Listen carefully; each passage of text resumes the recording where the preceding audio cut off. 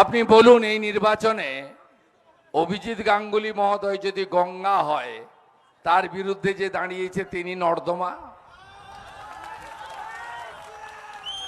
গঙ্গাতেই থাকা ভালো, নর্দমাতে গিয়ে নিজেকে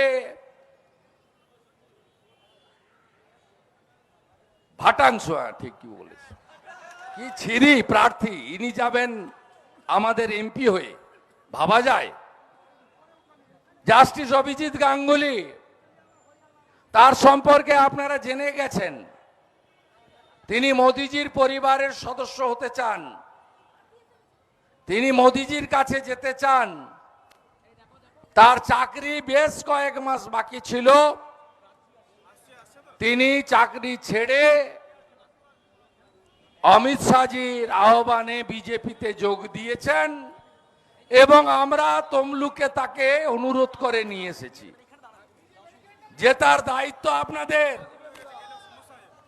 একে জিতিয়ে পাঠালে মোদিজি এইরকম লোকদেরই খোঁজেন,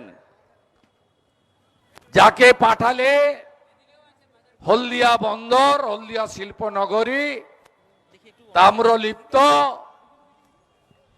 আমাদের সামগ্রিকভাবে কোলাঘাট থেকে নন্দীগ্রাম, হলদিয়া থেকে ময়না, আমরা অনেক কিছু পাবো।